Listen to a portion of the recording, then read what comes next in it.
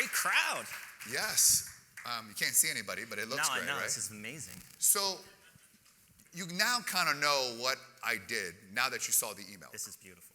Which one? You like it? What do you think of? I signed up. Hopefully I'm the first person that actually You probably are the it. first one. But you understand, full disclosure, the email you saw is the same email you got. Same thing. Same thing. I think we were on a call 60 hours later doing our podcast. It was the way relationships are supposed to go. When you just connect, keep that momentum going, and now we're here. So let's take a step back. So I had someone scouring, and basically, I had no idea who he was. Thank you. And no problem. I do know you now. And I didn't know who he was, right? And what happened is I have someone who was sending as many emails to as many people as possible. And then I would get this person is interested, and then I would vet the person out. So he would come to me and say, this person is accepted. And as soon as I saw Brian, saw his LinkedIn, saw his thing, saw where his featured, who he worked with, I'm like, wow, that's really good. So boom, we got immediately on a thing, and I actually changed my schedule to have the interview and his understanding of business. So let's kind of step back. When did you discover the importance of branding? Like when was this too? And maybe before, what were you doing? Yeah. Was it working, not working? And then you discovered branding. I was, I think, in the womb. So I came from a household where my dad was all about branding and messaging. And even back then, they weren't talking about that, though. They were not, no. And you brought up John Paul DiGiorio. My dad was actually Paul Mitchell's first East Coast distributor. So the beauty industry is something that I was born into, and which allowed me to work with all these great celebrities. And humbling enough, I think my booth was here every year from early 2000 till 2015, where I would set up our table. Our tables got bigger through the years. Connect with distributors. At this hotel. At this hotel every year, and I think in this region. And I have to reference that because I'm so connected with energy. And so it's weird when you walked in. I've done that before too. So weird, goosebumps. So yeah, it's pretty bizarre to be back here now as my career advanced and I'm involved in all these different industries. And because of that journey, I got to meet you and get to speak with all of you today. So I know some people here actually from Australia in the beauty industry and people actually all over. And I was coaching. It's a hard industry. So, right? Everybody thinks they have a great product. And we live in a world now where I'd say about 5, 8, 9 years ago, you can get social media leads for pennies or less than $1. Now in a place like Australia, which is actually the most expensive place in the world to market online because there's only 28 million people. There's only a small pool. Your cost per click is insane. So how does out of curiosity, right? Someone comes in, they have a great product. No one knows who they are. They have no brand, no distribution, this. You've worked with on the other side with the Kardashians, and now you even see Rihanna, and they just put their names and boom, explode. So talk about the how does one with no brand, no name can make it, and can they, versus how does it work with a celebrity, boom, and instantly it's $1 billion brand. The beautiful thing about a lot of industries, but especially the beauty industry, and you probably know this with a lot of celebrities, you can't just put your name on a product and expect it to work. Some really work really well because great strategies, great support, they actually go out and work it. Those are the brands that end up in Nordstrom, Neiman Marcus, Sephora. The ones that don't work out very well, even though there's a great celebrity attached to it, you're walking around Marshalls or TJ Maxx and you see that product sitting there on the shelf, discounted, discounted, discounted. So the strategy is so important, whether you're famous or not. We launched brands that were being made in a kitchen, one product. Those are my favorite because the passion behind that creator is endless. That's why stylists and hairdressers and estheticians, they believe in their products so much. Their blood, sweat, and tears and soul is in that. And when the messaging is right and communicated to an audience, whether traditional distribution or now e-tail and virtually, the audience can feel that. And that's why you can be, I hate saying nobody, but you can be someone that has no reach and no real presence, but if you believe in something so strong, you put energy out there, you connect with the right people, you build that story. I like to say, just get one customer at a time. 1 gets you 2, 2 gets you 4, 4 gets you 8, 8 gets you 16, then it starts to multiply. But as long as your business is sound, the product is good, the formula is good, whatever it is. But how do you get attention, though? Because that's the issue, right? Because right now, a lot of stores will be like, okay, you need to buy X amount, or we don't know it, because every shelf space on a store, first and foremost, is kind of like, if it's not selling, then it's not making us money. So, and a lot of us sometimes are now pay for play. You will pay to be in the store and guarantee a certain amount. Then you got to have a certain amount on store. And then you have the online where, okay, I can't have a website, but the minute I start marketing, if it's costing me, $30, $40, $50 to acquire one customer, and my profit's only 20, I could lose on the first. Now, the argument is like, okay, well, I can have a second and third product. Yeah. There's no guarantee people will buy. And second of all, you have to now spend more money to formulate other products. So can it really succeed in today's market without that branding? Well, they need the branding, but it depends on your spending, right? If you have you can make a good living off of a small business that grows properly. If you have a huge spike, when I built my beauty company, I was the first to hit the e-tail market. In the late 90s, I built the first B2C, e-commerce platform for beauty. So I was selling professionals and retail customers around the world. The reason I did it, living in New Jersey, driving to New York, New Jersey, Pennsylvania, I couldn't hit so many salons in a day. It was like this business model was exhausting me. I said, there's got to be a better way. So I went home, built a site, taught myself how to code, put the first products up, and it went. It went viral very quickly, and unfortunately, I wish that didn't happen because I was not as seasoned as I am today to understand a business that goes that quickly. Because as fast as it goes up, it could also go down just as fast. What did you not know back then that you would know now? I was 19 years old. I didn't know anything. No. What mistakes did you make going back? First mistake, which is why when you discuss what I built today, I had no brand equity into all the products that I was launching. That was the most stupidest thing in the world for me. I built a mousetrap that was first of its kind. So brands were coming to me like crazy, and I thought the business model was, how lucky am I? I get the distribution rights, I get the retail rights, I'm off to the races. Launched 1,200 brands, 1,207 brands during that 15, 16-year career, just in the beauty space. First to be on Amazon. I was the first e-tailer to launch Amazon Luxe Beauty. I was Jet.com's first e-tailer. In 2012, I designed the aisles that you now see in Target of what I believe the beauty aisles should look like.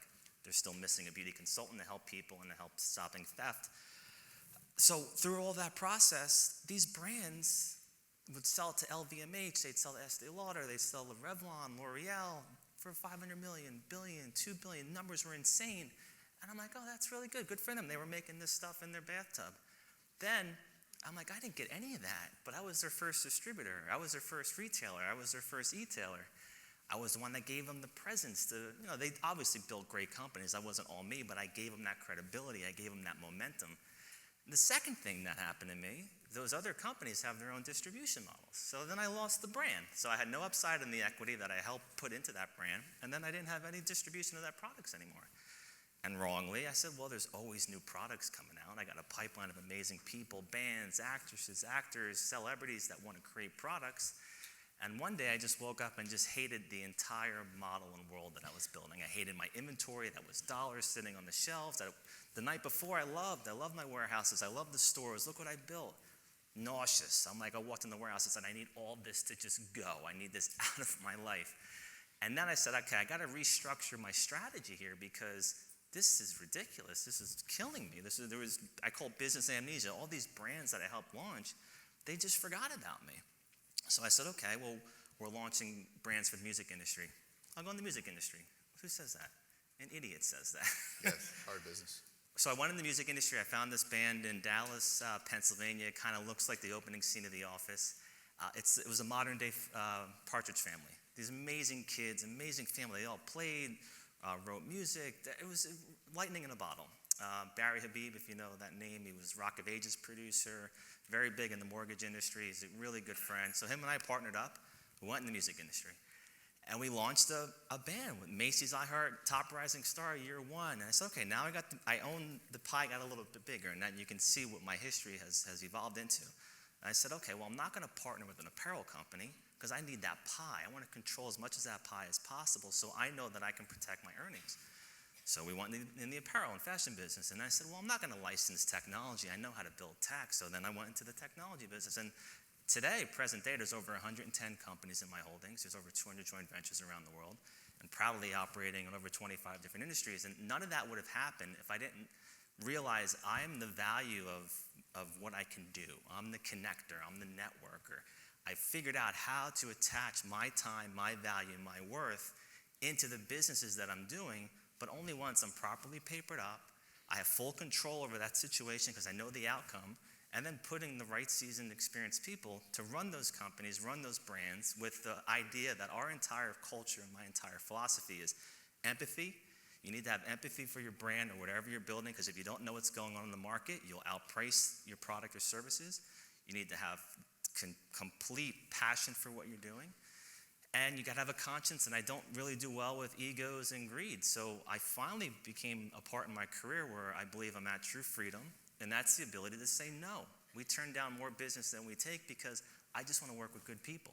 I want to meet amazing people like JT that opens up their world, that want to help, they want to add value. For the video, can you repeat that again? Amazing people like JT, and there's nothing here. There's nothing on these monitors that is I'm quoting.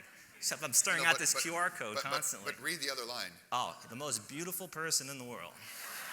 No, the other line says give 50% to JT on everything. You forgot that line. Oh, but that goes to charity, back to your... Yes, that does. So let's talk about the Kardashians, right? So you're instrumental to launch their whole cosmetic. How does that come about? Because, again, everyone is trying to reach out. And you know, you take a look at Kim, and it's like, oh, it started from a sex tape. But at the end of the day, I think it's way past that. Not only that, but the whole kind of all the family now. And how much is the mom the architect of all that, or it's just the fact that you're a big name and you can, really make it happen? I mean, there's a lot of big names on TV that don't have that kind of power or so that talk kind about of how wealth. you got into that. We were a spotlight, like these lights. My company. You were what? We were a spotlight. My company. My spotlight. I like that. Good job. Nice. Yeah, that's the next line. That was the next line. Yeah, that was the next line. You're doing good. I'm seeing them now pop up, and they're blinking. When you're a spotlight and what people want you, good and bad come into that environment. So we always launch celebrity brands because before social media, that was it. It was in Vogue magazine. They had billboards in Times Square. There was TV commercial. There was radio and print. So when you go online and look for it, we came up everywhere for every different type of product. So obviously that family, we were all over launching their perfume. Chloe and Lamar's perfume, Kim Kardashian's brands. Taylor Swift was our top-selling SKU of all time when we launched her perfume.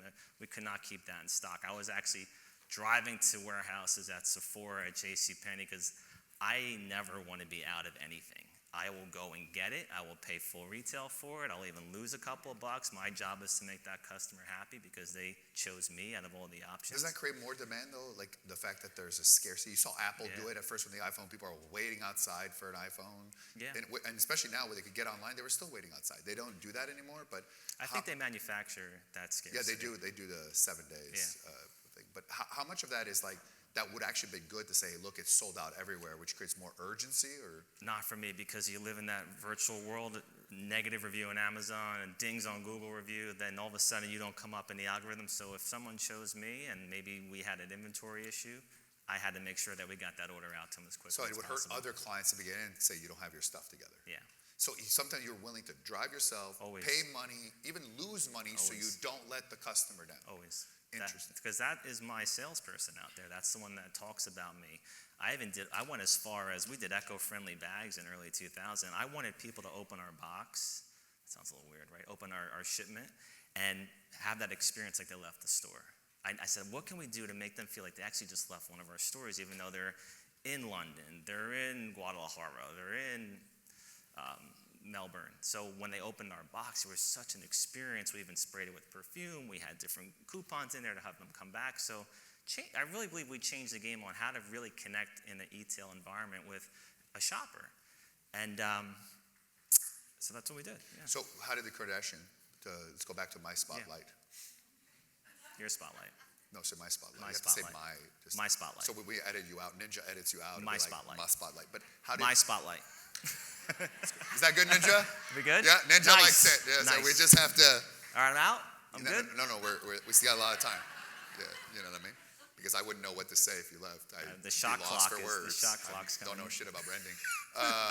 The Kardashians, so they see your attention, and they want part of that. Yeah. How does that call then come? So typically it comes through a master distributor. So there's someone that has the licenses, the rights for that brand across all different types of industry. But if we're focusing on beauty, there's a master distributor. They pay a lot of money for that licensing. So they're the ones out there reselling it to distributors, to stores, to people like me. And when you go and look, who do we want to sell this to that has a global presence? Because you have a global family that's on national or on worldwide television. There's syndication. There's all this attention happening around this family 24/7. we were the ones that they chose for that because we had that reach. And most companies chose us because we had that reach. But again, I should have told them I would gladly pay you on Tuesday for a hamburger today as long as you give me some of the equity in the brand, and I will go to work for you. So at what point, for example, Taylor Swift or Kardashian, you already have a lot of money. Some people say, like, you're just kind of, are you selling your soul by just putting your name? Yeah, you believe in the product and help. Is there a line between them putting, like do they really need it? You know what I mean? You saw a lot of people, and I think I'm bringing that. I saw a lot of celebrities get involved in the NFT space or crypto coin, and you see people like Jake Paul, Floyd Mayweather, and people lost money, and even I'd argue with Gary Vee as well, where he did say like 98% NFT is going to go zero, but you're still selling something, right? So. You're like, it's saying like, hey, I'm going to put this investment, 98% of you are going to lose money in it, but I'm still going to put it out there. People don't look at that because they have faith that this person will be the 2%. So at what line is there like a responsibility? And there's no accountability. No one's gotten really in trouble because of the NFTs or shit coins or all that. No, I've been in digital assets forever, but I do it on my terms. So digital assets are NFTs, crypto token. I'm kind of leading the way as an authority on security tokens, so that's what we've launched in the market. These are regulated digital assets, so they're, the SEC approves these types of digital assets. People forget what happened when the NFT craze went viral. There was nothing to do. All of these entertainers and athletes, more importantly, the management sitting there saying, shit, we have no earnings coming in. There's no games, there's no concerts. Everybody's home. That's why this NFT craze went through the roof, and without any guardrails. I really wish that movement happened in a much more calculated and methodical growth pattern, because there would have been rules and regulations involved. You wouldn't have had all of these nonsense claims going out, even things like FTX. People just wanted to feel part of something. That's when you said sports is made to make people feel part of something. Connecting with a fan or an audience is made to people feel part of something. We were all craving connection, being stuck at home. So that's why that happened. It never would have happened if there was a typical, normal, new industry blossoming. There would have been more systems in place to ensure that people's tax earnings were protected and that these assets had some real value behind them. And people invest in this always say, oh, well, if it was good enough for this celebrity, it's good enough. And I remember saying, oh, Justin Bieber just paid 1.8 for a Bored Ape. And I knew that was bullshit because the price was worth, at the time, $400,000. Now you're going to overpay. You probably just gave it to him and said this. Sometimes, I don't know if you guys have seen Drake, where he says, he's always betting on things. And whatever he bets on, the opposite happens, right? And they think he's losing money, but they're paying them. It's probably a Samsung. It's a shitty ring. Android. It's a green text. Android, green text is the worst. I'm sorry, I can't. Sorry, me neither. Sorry. But what happens is they have this thing where they actually paid Drake. So and they probably give him the money to gamble. Yeah. So, but we all think about, oh my God, he's a horrible gambler, but they always post this as well. Because he's branded, I think the company gave him a cargo plane. It's like people will just gift that because they want that celebrity. Why is the celebrity, I'll give an example. I won't name the person's name, Peter Siegel. But his videos are really good. He just gets no views. And I look at it every time. Why are you doing a video if 4 people are watching? And I'm one of them by accident. And then I sent it to Francie, that's 2. Look, nobody's watching. So then he goes viral, he gets 2 more views, right? Right? You were late, so I'd figure, and you're local, so I know he's local. You know what I mean? Traffic. It's always the local people are late. That's why he got here at 6 a.m. I was here Damn right. 6 a.m. Damn Dude, you're on at let's 10. go. Let's get these chairs out. I'm ready to go. Yes. So he doesn't care, and I say Gary doesn't care. They both don't care about celebrities. But on one hand, Gary's a phenomenal attorney. He's a phenomenal entrepreneur. Peter is an exceptional real estate investor, and behind the scenes, he's an insider. I know a lot of things he does behind the scene that 100% shows to me what type of investor he is and what because I'm not going to betray that confidence of what he told me, but I was like, that's a stand-up person. It's what I would do, right? And it's not something you really put out publicly because most people wouldn't understand. I understand it. So great content, great people. They don't care if it's branding, but from my perspective, I'm the opposite. how much more exposure could they get? Now, they say, well, I don't care about exposure, then why you put out videos, right? Yeah. So, I mean, if you don't care about that, you wouldn't have anything on your social media. So if he elevated his brand, more people listening, could be more capital, more deal flows, more credibility with banks and everything else as well. But sometimes people are just stuck in the way, like branding doesn't matter. But it's not what you have, it's what you're missing out. And I strongly believe in the case of Peter, it's costing him a zero. Now you could say, I don't care about being 9 figures. That's fine. 8's fine, right? But they have that potential to grow. And also too, when you have problems, when you're branded, sure you have bigger problems, but it's a lot easier to navigate out of it. So what do you say to someone that say, I don't care about branding? And anyone I've ever talked that's successful, they'll say, branding first. I guess it's case by case. For me, he's right over there. Speak to him. Oh, hey. Yeah, for me, whatever I'm involved with, whatever product I'm involved with, it's me. I'm the brand. I'm the reason why people pick up the phone. They want to talk to me. They want to know what I'm up to. And I've had this early on in my life. Just for whatever reason, I've been invited into rooms that I shouldn't have been invited into. That was amazing. But more importantly, I learned to say, just sit there and shut up and listen. These are people that I admire, I idolize. I often want to be around 60, 70, 80, 90-year-old people because I just soak up their knowledge. There's so much wisdom there. And my company model for over 20 years is time is our most precious commodity. So I always gotten these, hey, Brian, come in this boardroom, sit in, or come to this meeting. And I'm like, all right, yeah, sure. So I'm there. Then I realized they called me again to come back. That's more important than the initial meeting, is to get the re-invite, because that's when I realized. But the problem is some of them never get the first invite. They don't. And by the way, if I hadn't seen you doing stuff with Patrick Mahomes, which we'll talk about, why would I have him here? Oh. Why would I interview him? Honestly, right? Great content. Thanks. Right? Good looking guy. But getting old. I'm just being nice. That's not what it says there. Caring is sharing, it says there too. Francie's putting that stuff in there. But I wouldn't have had you on, and I wouldn't have invited you. And that's the interesting part. So you get, of course, in the first meeting, you have to get in. The branding is what gets you into the door. Right? That's that first step. I mean, you guys, I interviewed 9-figure Derek. He was on the Insider Call only this week. And as a guy who I just saw a video, very similar video to Peter, where he said something really great. He was talking about his problems, as you've talked about the problems. Immediately, I DM'd him. Immediately, I invite him back. Now we have a relationship, and he sent me a text message, and he's like, I'm thinking about flying down. Like, you see me, I'm thinking about flying down. He's a 9-figure guy. And just because, and he's not like a celebrity branded, right? But he did the whole, like, I'm with this person and this person, right? And then I saw another one in Miami. It's a nightclub, and I talked to Francie, David Grubman, who does all the nightclub, right? And then I saw the founder of Reebok with him, and I messaged him, because I know him. He's like, yeah, I'll introduce you to. And I said to him, why did you get? Well, I'm the founder of Reebok. And it never matters when you exit it. It just matters that you started something, right? Same thing with the founder of UGG Boots, or the founder of Priceline, or the founder of all these things. That the meeting gets you into the door, so you don't know what you're missing. Right? And now once you're in the room with the individual, you have to stick it, which I'm 100% sure that someone like Peter or Gary would stick it. It's just you're leaving zeros on the table.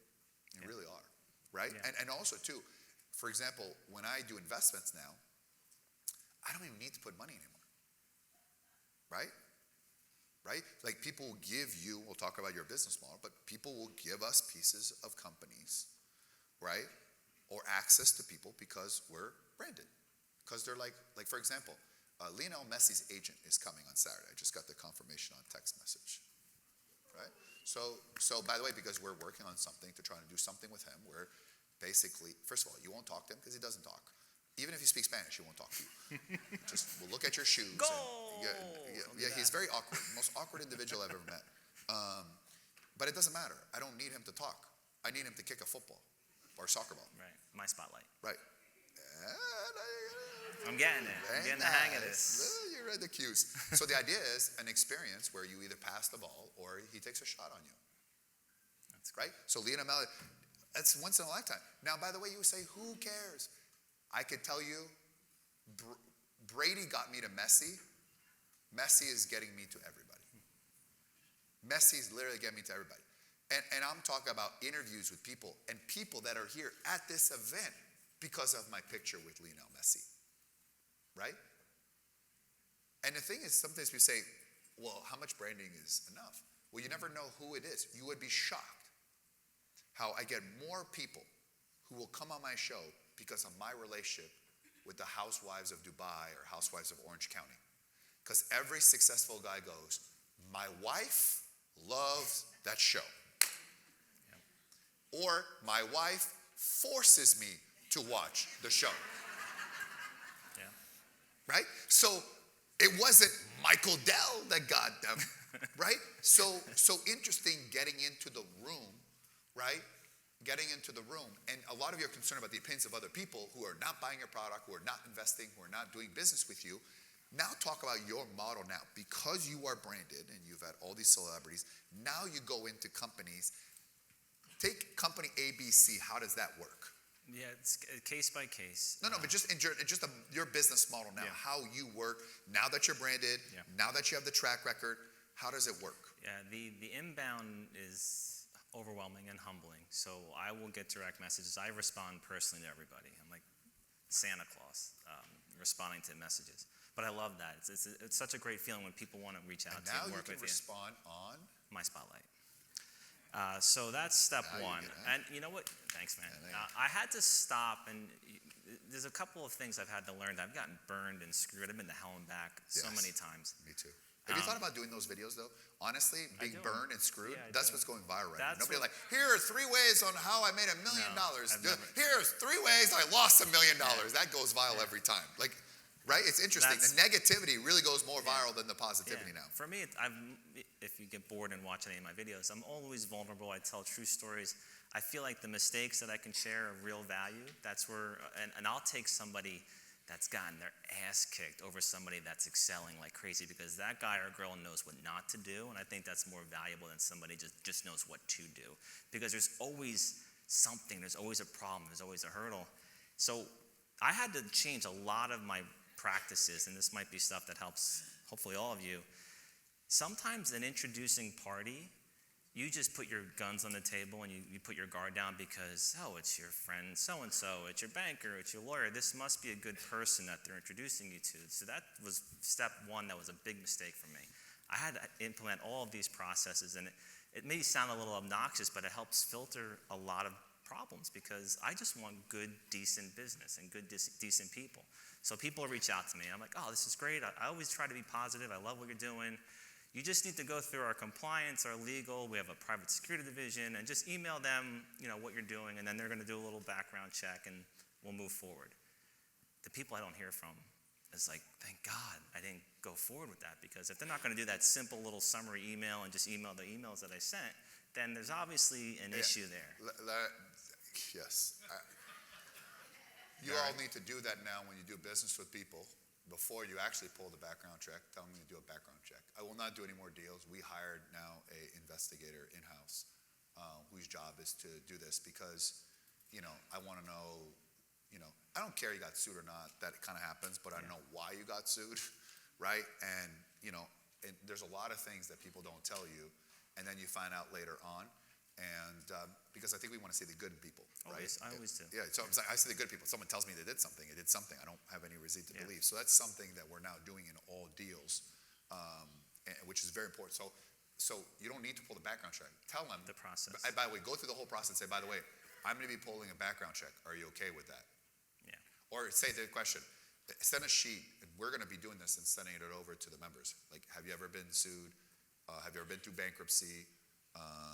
Have you had any lawsuits? Have you been criminal? Like, just kind of, and by the way, if someone got sued, people get sued all the time. Like, Trump got a lawsuit every day.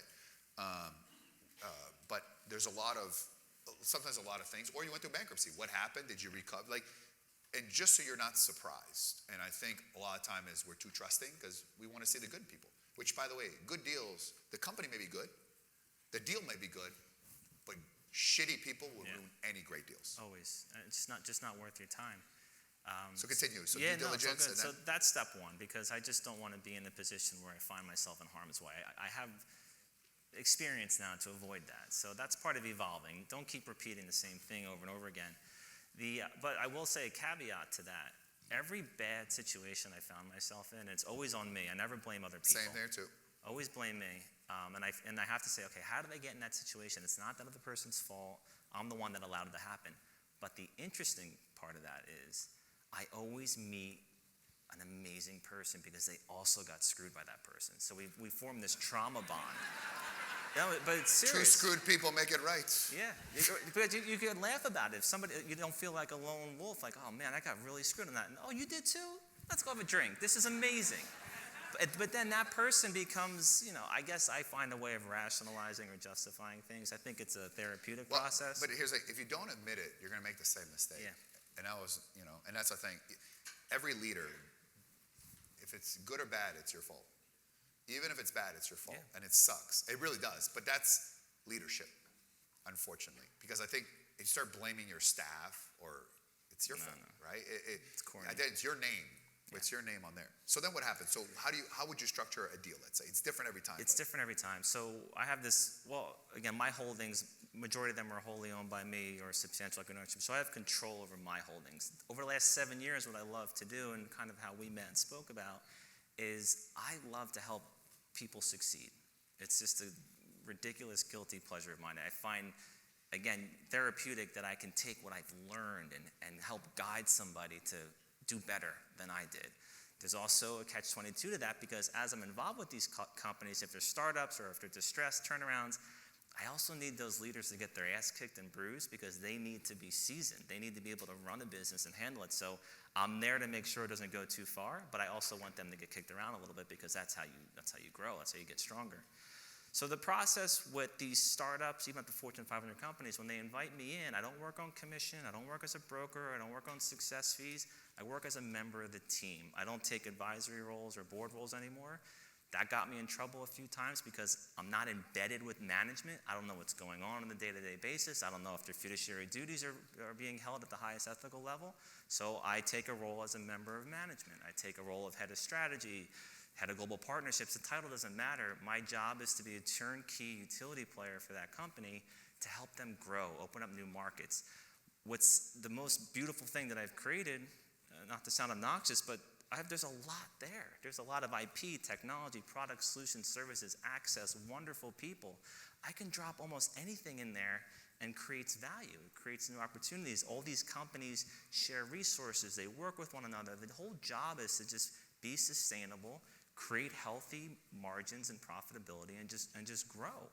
That's what I've built. So I love companies that are just so distressed. They don't know what they're doing. I can look at that and find value. I can say there's a market for that you're not thinking about, that you don't have access to, or you don't have the right strategy or support. Drop it in. Let's get to the fugu part, the money part. The experience. Yes, you're giving me the yes.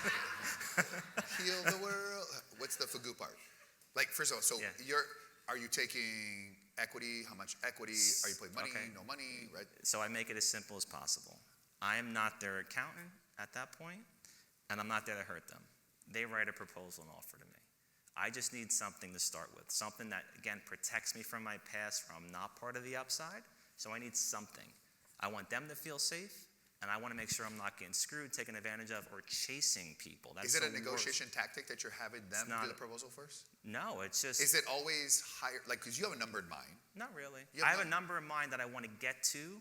But you don't have a number going when they send you a proposal? I mean, it can't be 0.0001%. No, I'm saying, but you have like, psychologically, I'll take 10, 20%. I can't even say that because I don't know their capital stack. I don't know anything. So I can't even, I have to block that out. I want them to come back to me with what they think is a fair offer for me, someone like me, that they believe that I can take them to the next level.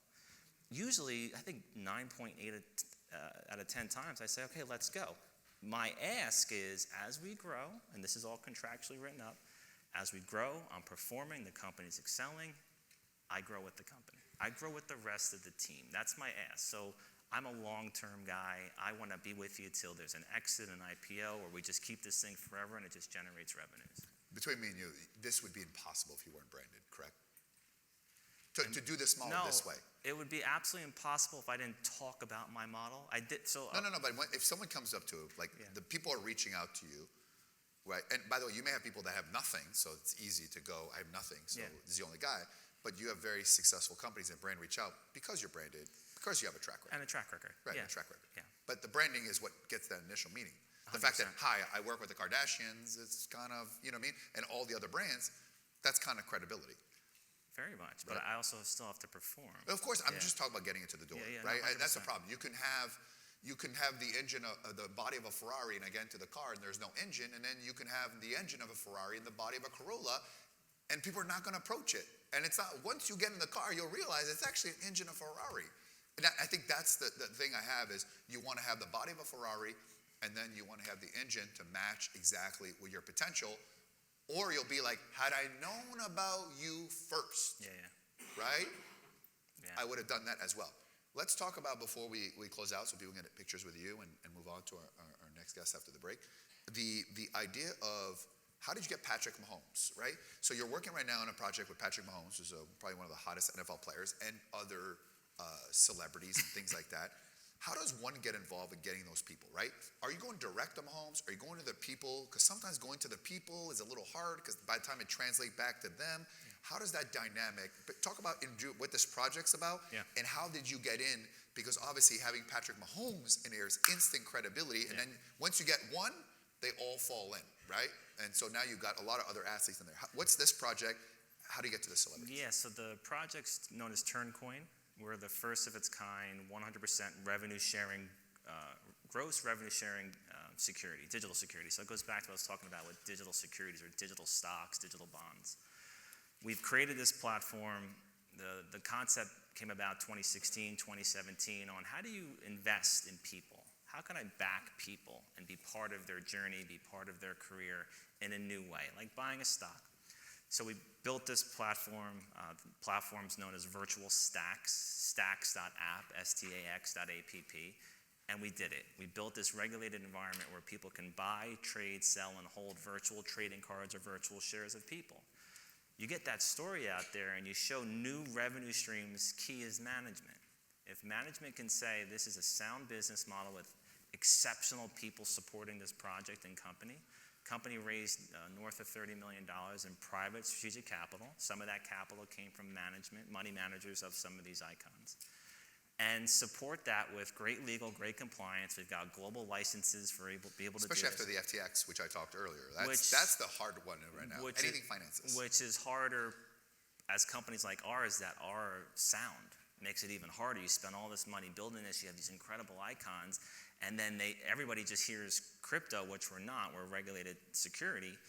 And they hear being able to buy and sell things digitally. They just say, oh, you're an FTX. Like now you have to battle that, which is the hardest time in what I believe is the future of digital securities. Right now, battling, educating the wealth of the world that doesn't believe in things like digital assets. They don't think it's real. They don't believe it has any value. But more importantly, it's the psychology that they're intimidated by it.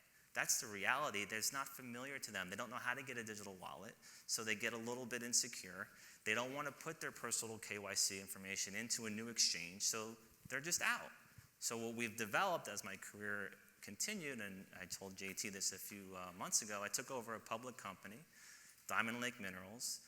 It's taking what I've built in my private world. It's an old school GE style conglomerate, industry agnostic subsidiaries, kind of mimicking what I built in my private world, but with the inclusion of regulated digital securities or security tokens. So all these business subsidiaries that are going to be in our holdings, they will have a security token offering to help fuel those companies, bring in the mass global digital asset communities that love projects like these. They believe that future assets are digital. But what's the missing piece in this movement, which is why I'm all in on this, is that it's familiar. People can call their broker. They can go on their Charles Schwab account. They can buy a stock, such as the one that we're building, DLMI, and they're involved. They're in the market. They don't have to go and download a MetaMask wallet. They don't have to find a way to move money into one thing and sell one thing. It's very friction. There's a lot of friction in that process. So, this is where my life of my business and my career is moving me into this path. I used to sell OPI nail polish right there. Now I'm selling regulated digital securities, working with icons like Mahomes, Drew Brees, Von Miller, Cam Jordan. We announced Luke Bryan as our music icon or music ambassador. So we've got something really special. The hard part is educating people. That's the hard part. You know, when you could buy stocks online in early 2000s, nobody did it. Nobody trusted that process. They were like, hell no, I'm not doing that. But now some of you probably did it on the way here through your app. Yeah. It just takes time. It takes processes. It does take regulation. I'm all for regulation because it's there to protect people. It's there to protect your tax earnings and your assets. Last question. What did you think of why did you accept the podcast, number one? What did you think of the interview on the podcast, and why did you end up showing up here? Because all of these steps led us to being here today. I take time for everybody. If you're reaching out to me, I take that as a really special moment because you're spending your time, right? You took a moment for you to reach out to me. I respect and admire the hell out of that. You can't say yes to everybody, so. I try to. You try to get on everybody's podcast? I've done a lot. Yeah, not anymore. Not anymore? Spotlight. Spotlight. My spotlight. My spotlight. If they're verified. So, if it came from me, say no. If you want to, it sounds like he's going to do it. So remember I said how Spotlight verified, there are people who want to do it for free? Well, congratulations. I have our first candidate. Oh, of course. Of course, be honored to. Yeah, you have no choice. You kind of just did it in front of everybody. That was a tricky little move. Yeah, I sent you that up. As soon as you said that, I was like, okay, well, you know what? Listen, if you wanted to help the orphans, but no, so that's fine. Yeah. You wanna, but also too, there's people like that who just want to do it, but they also want to know that people are verified because again, you know that if someone's unscrupulous, and your name gets to the guy who did Kim Kardashian's, you know what I mean? So that's the interesting. And you know what we're gonna do? We're gonna do in the audit. It was called speed of implementation. So you were the first one. Francie did text me. You were the first one, by the way, so you can interview yourself. But anyone who did it first, we're going to go down the order of those who did it, and there was a little Apple Pay thing. Sam's like, that's what I used. So there would have been, there was Apple Pay on that, which I didn't know until I went on stage. So we're going to go in the order, and first right of refusal for those at the top all the way down. And it sounds like you want to do a lot. But so we did the interview. Obviously, you don't accept every speaking engagement because of time, right? No. And I call you like at 3 o'clock in the morning because I was in Australia. You're picking up or texting you, and you're at all times. Why ultimately did you decide to go here from there to that move? Oh, I was humbled that you asked me. Okay, let's skip the liberal talk. No, it's not liberal. That's the truth. No, but I'm saying humble, but there's still an amount of time how busy you are. So humble you're at. Like, what was it that says, you know what, this is something that I want to be part of, or something about me? Rather than I'm a nice person. Great tie collection, by the way. Back there's phenomenal ties. You wouldn't buy one. So, but as a verified not a tie member, guy anymore. No more. A couple of things that I can answer that in a couple different ways. I always tried to be in every room possible for a lot of reasons, and I always tried to replicate myself and always tried to do good by people because then I realized I couldn't be in every room possible, but it's a small world, so if my name came up, I needed somebody in that room to say, oh, Brian, he's a good guy, we should move forward with him, or whatever they may say. So then I started always taking as much as I could possibly do building my businesses because my mindset was, if I'm not doing it, my competitor is doing it. So if I'm not here today speaking with you and these wonderful people and you rebroadcast this, somebody else will be sitting here, and that was a failed, missed opportunity for me to keep my momentum going. Well, when you say yes, it opens another door, another door, another door, another door. If you say no, nothing changes. And I'm pretty much sure anyone who said no to coming to this conference, where literally some of the world's most successful people that I know that I do business with or want to do are in this room as well. Again, you just remember in your life, one person, one deal, one opportunity. And I'm happy that you are the first one on my spotlight that people are going to be able to interview, because there's a lot of great people here with great audience and people that are as good as me and have great souls and great messaging, great people as well. And it also help them out. And that's what's called paying it forward. And so it's interesting because I had this idea when we talked, but I wasn't sure if I was going to do it. And now you saw it, you now understand. And I'm sure we'll collaborate and do a lot of different things here together. And thank you for being here. I know people are taking, and obviously too, the amount of celebrities he's worked with, the list is so long. And Taylor Swift, right? No matter what, it's, hi, I did stuff with Taylor Swift. Doesn't matter who you are, you're going to get into the door, right? And I think that's the importance of that as well. You are a brand, and all of you should never be afraid of telling the world how good you are, what you do, and what you can do, because the world's not going to figure it out unless you tell them, right? And that's the world that we live in now as well. So give Brian a big round of applause. Good job. Thank you all. Thank you.